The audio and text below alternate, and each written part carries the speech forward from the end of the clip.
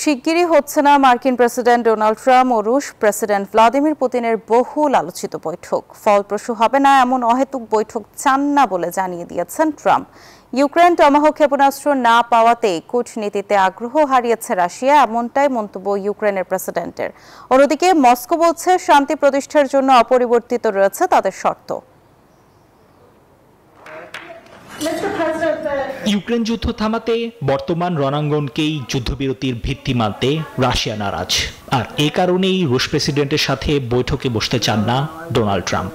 মার্কিন প্রেসিডেন্টের মতে মস্কোর অনড় মনোভাবের কারণে এই মুহূর্তে কোনো লাভ হবে না আলোচনায়। হাঙ্গেরির বুদাপেস্টে বৈঠকের কথা ছিল দুই নেতার। ইউক্রেনের প্রেসিডেন্ট ভলোদিমির জেলেনস্কির মতে ওয়াশিংটনের সিদ্ধান্তহীনতাই মস্কোকে কূটনৈতিক আলোচনার পথ থেকে পিছিয়ে দিয়েছে। যুক্তরাষ্ট্র টমাহক ক্ষেপণাস্ত্র সরবরাহের বিষয়টি ঝুলিয়ে রাখায় রাশিয়া এখন আর আলোচনায় আগ্রহী নয়। দূরপাল্লার অস্ত্রের চাপই মস্কোকে আলোচনায় বাধ্য করতে পারত। এদিকে সাধারণ ইউক্রেনীয়রা রাশিয়ার সঙ্গে কোনো যুদ্ধবিরতির চুক্তির বিষয়ে সন্দিহান। তাদের আশঙ্কা মস্কো এই সুযোগে নতুন করে আরও বড় হামলার প্রস্তুতি নিতে পারে। অতীতেও রাশিয়া যুদ্ধবিরতি লঙ্ঘন করেছে বলে উল্লেখ করেন তারা। আমরা বেশ কয়েক বছর ধরে দেখছি যে তাদের অবস্থানে কোনো পরিবর্তন আসেনি।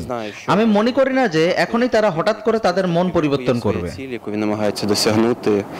বান্ডেল থাকলে প্রতি সেনমানিতে টাকা বাঁচবে। বিকাশ সেনমানি বান্ডেল কিনে জিতুন প্রতি লেনদেনে। রাশিয়া অবশ্য তাদের পুরনো দাবিতেই অনড়।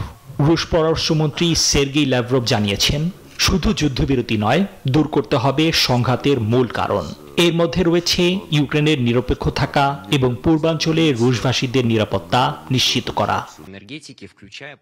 নিবির আমিন, নিউজ 24।